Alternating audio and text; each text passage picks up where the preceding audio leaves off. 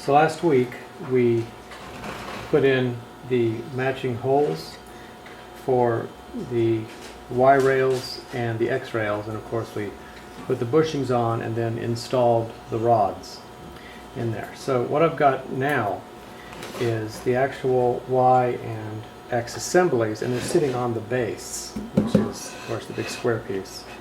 And all I'm doing, it's not super critical here, but I'm just putting this together on the base and basically checking for alignment. And if you did all your match drilling correctly and the pieces have been cut correctly, there really shouldn't be, ridges sticking out anywhere, and you can tell that this whole thing is going to go together square and then it's going to be screwed together. So everything is pretty much looking all right. If you notice that one side was leaning in substantially, then maybe you would bang this side or this top of this side in further so that rod was sticking out further. If pieces were angled one way or another, but we seem to have done a pretty square job, so I'm not really worried about that. So I think we're basically ready to put on the permanent bed on the Y rails and also the permanent X carriage. So I guess that is it, and we're going to move on to the T-nut assembly. This is the permanent Y bed, and before we go epoxying it onto its bushings, it has to get 4 of these T-nuts, which create threaded holes, so that you can then tap in or screw in a sacrificial bed as needed. So we have these 4 holes here. This will be the underside where the actual bushings epoxy. And all I need to do is line up the T-nut where it goes, give it a little tap, then put a piece of sacrificial wood over it, and just bang it in. They have beveled teeth so that the action of screwing in the sacrificial bed will also cause it to tighten. So you just knead it in flush, and now you have a threaded hole. So I'm just going to do that for the other 3 here.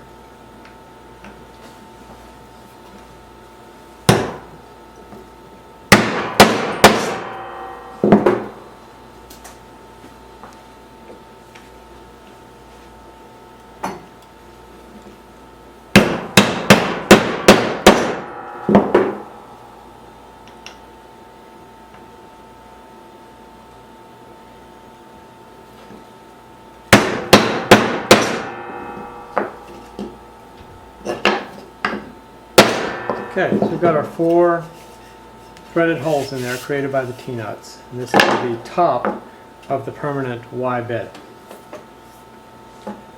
Now to get this, which is of course the Y rails, the Y rods, aligned, we want to put it down and put it on the base itself, which is hopefully the nice flat piece that's going to form the base. And you want to make sure, looking at it, that it's sitting evenly on all 4 corners, that it's not like this, because then of course the rods will be skew and they'll never run straight. So this looks pretty good. So what we're going to do here is flip it over and hang the long portion off the edge of the base plate, like so. And here we have our 4 bushings. And here, of course, is the bed, the Y bed that we just made with the 4 T-nuts. So this, we are going to use the square or the flat side of the rear edge to align it in this direction. And although you can't quite see it very well, I went and I made pencil marks equidistant from the 2 ends, and that's just going to be a rough visual indicator of how we center it left and right. It's not super critical, but you want to get that done correctly. So just make some guiding pencil marks. I think these are about 2 inches the end from each end. Finally, these bushings, of course, came out of the bag, and they are coated in oil. So I have a bottle of acetone here. You can also use denatured alcohol or some other solvent. And just very carefully, you just want to wipe the oil off of those bushings so that the epoxy will actually be able to adhere to them.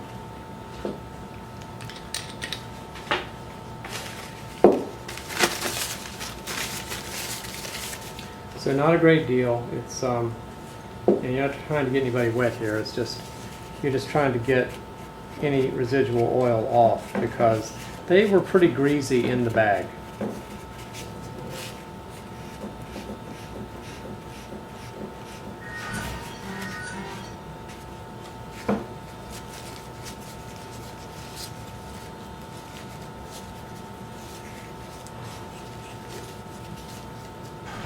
Okay, and acetone, of course, evaporates really, really quickly, so that should be fine. Okay, so we have this aligned, as I said before. It's hanging, the long, tall portion of the rear plate is hanging off the edge of the table. We're using our base plate as the under support. We've got guidance marks on the bed for left and right placement. And now we're just going to lay this underneath, like so. You'll notice the front end is actually going to be floating a little. That's okay. It doesn't really weigh enough to matter. We're going to move the bushings to where they are, quarter inch or so, half inch from the edge. It doesn't have to be critical. And then I can see my pencil marks. One's visible, but the other's not. So I'm not centered. I'm going to slide this over. Oh, and now both of my pencil marks are visible, which means I'm centered. One's right here and one's right there. That means I'm centered left and right. These bushings have been cleaned and they're in the proper position.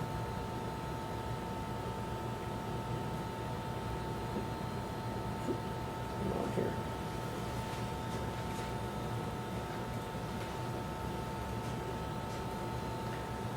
And another quick check you can do is to make sure that all the bushings are touching equally. This one seems a little bit loose compared to the other four that are touching the bed, or other three that are touching the bed.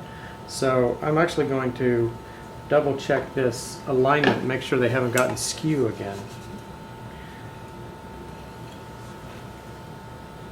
It's very slightly skew there. So that was probably why that was happening during all that cleaning, I think.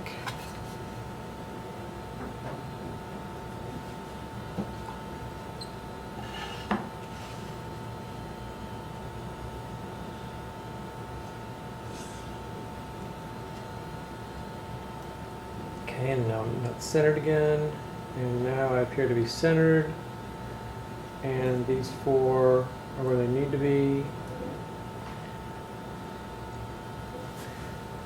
and everything looks square and flat. Bed's up against the back, so we know it's square with the rods. Centered this way. The four bushings are where they need to be. So I'm going to mix up some epoxy, and in the next step just be putting a little bit of 5-minute epoxy on the four sides of these bushings to hold them in place. Alright, so I mixed up some two-part, this is just 5-minute epoxy, and I mixed it up in this cup here. You really don't have much time to work, of course, and as soon as you get it in, you just want to, not using much, I'm just trying to get a little on each side of each bushing, and the wood, of course, to hold it in place well enough to make sure that everything is aligned properly. Then we will back it up with more epoxy later.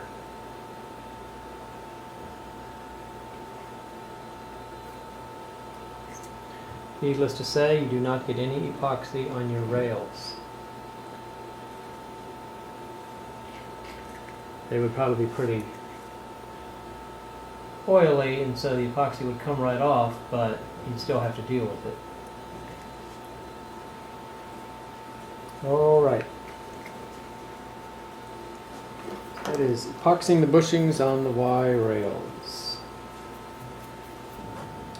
time has passed, and this 5-minute epoxy is pretty well set up. It's not completely hardened yet, but it's pretty well rigid. So we're going to take this assembly and we're just going to flip it over into what will be its operating position, and we're just going to grab the bed, and that's what's supposed to happen. The match drilling that we did last week apparently worked, and so did the epoxy and alignment process. Because if you grab it and twist it, of course, I mean, you can't feel any play whatsoever. So it's actually really tightly constrained here, and yet, because of the match drilling process that Dave Carr came up with for this, you have this very, very smooth motion. It does not bind end to end. So the Y-axis is actually looking really good. So we're just going to put this away. And just as a conceptual note, the reason that we're using epoxy, if you want to think about this, is that we're using the rods, of course, without any precision equipment, just match drilling, to create perfectly parallel rods. And then we have on here, putting my thumb under it so it doesn't slide, we're putting the bushings in place on the rods, using the rods to maintain the bushing alignment. And the reason we're using epoxy is that it is possible to epoxy the bushings in place while causing no motion. Unless you had extraordinarily accurate equipment, if you were to put clamps over these, screw them in place, try to create machined holes for them, whatever, you'd have to have extremely exact equipment to do that without either twisting or moving the bushings, at which point this would not be possible. So that's why we're using epoxy. It's a way of getting something fixed in place that's perfectly aligned and not letting it move ever again, and still having it be able to move. So that's the logic behind that. So I want to get that out of the way, and we're going to move on to the X-axis, which is much the same situation. I'm going to, why don't we take this to a table where I'm not going to be banging. I'm going to get 3 more T-nuts.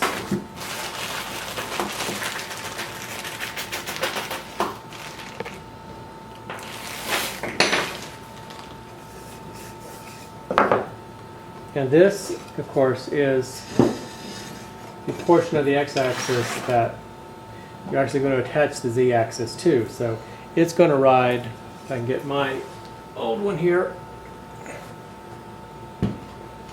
it is the longer plate. It's the longer plate back here, turning it on its side so we can look at it from above. It's this longer plate back here that has bushings attached to it, and it's going to ride like this, and that's going to be the X-axis, or sorry, X-axis, and then the Z-axis assembly is going to attach onto the front of it, again screwing to it, which is why we're putting T-nuts in this piece.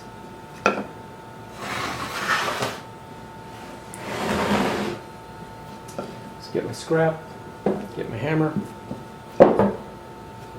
Doesn't really matter which side here.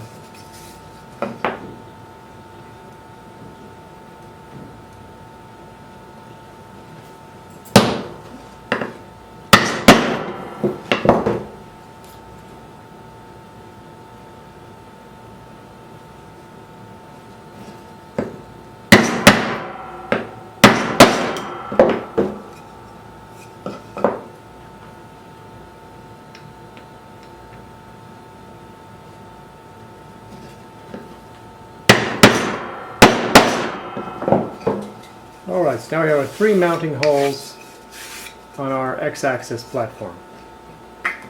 So this is how we're setting up this is how we're setting up to do the gluing on the X-axis rails with this X-axis plate.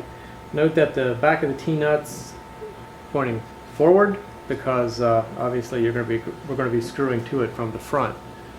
And if you look at the alignment here, you can see that, actually it's kind of hard to see, the bottom bushings are actually almost right at the bottom of this plate. And that's the way I've set it up right here. Now, I'm using the base plate, of course, as a nice level surface. I'm hanging the long arms off the edge of the table, and I have raised the X bed up off that plate by putting more pieces of wood underneath it. And because of the thickness of the bushings, of course, it's not level on this side, so I've just taken a couple pieces of card and made it level. That's not super critical, but it just helps it stay stable as you're putting it all together. And of course, I pushed the X stage all the way over to one side so that I'm using this side panel to make it square with the rails. And I've now got, of course, the bushings almost at the bottom here.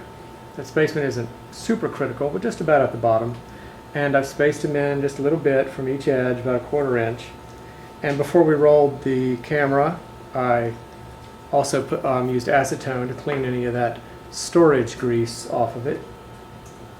So I'm just going to make us up some epoxy real quick. And again, this is 5-minute epoxy. We're just going to use a little drop of it on each side of the 4 bushings, making sure it contacts the bushings and the wood, not the rails. Give that 5 minutes to set up, and then we will check the alignment.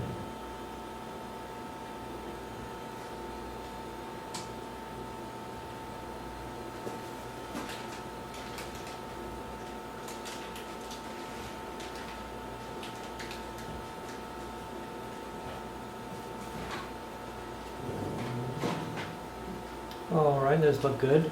Now, especially on these lower ones, since they're so close to the edge of the stage, you want to make sure that you don't get any epoxy that's going to drip off or run off the edge and then get onto this other wood that you use to shim it upwards.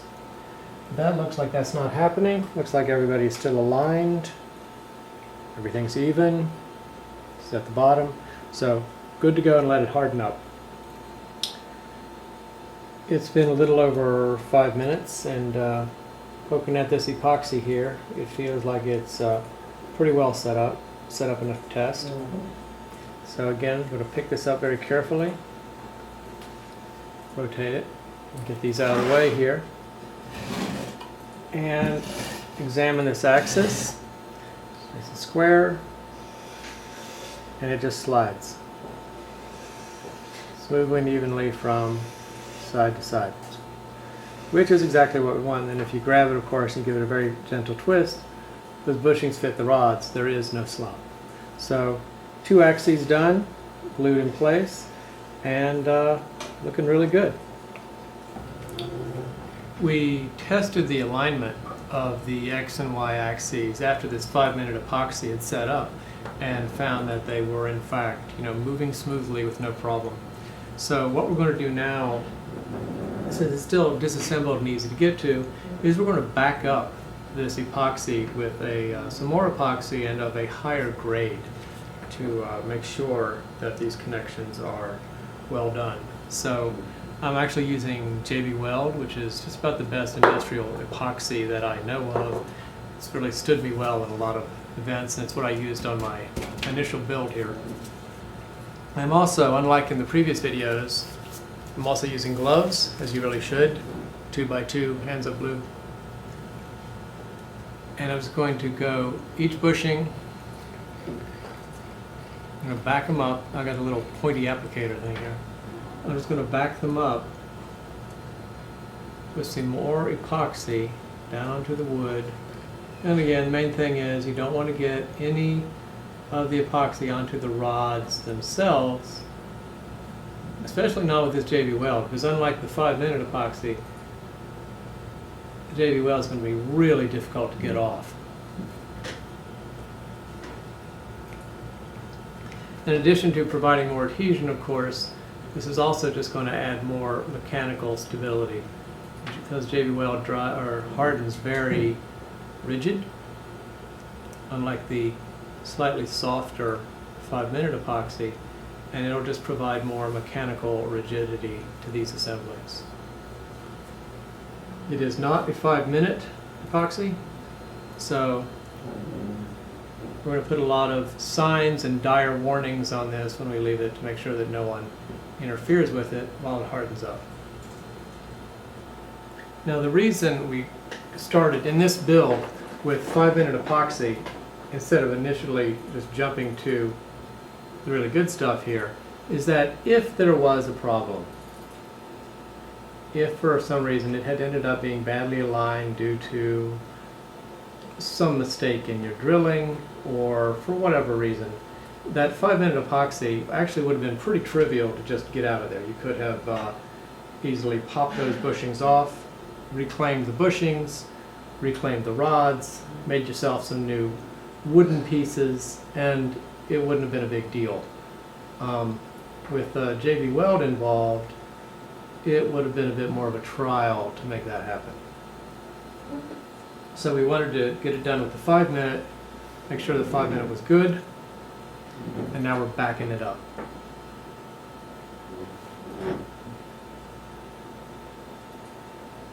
With a more rigid, stronger solution. Alright, so after I back it up with more epoxy, I just want to give one last, it's still sliding back and forth here, give one last eyeball. Make sure that there is nothing on the rails, on the rods. Make sure that you have not epoxied any bushings to the rods, and that nobody is going to drip on anything while we are gone. All looks good. I'd say we are done with epoxying those.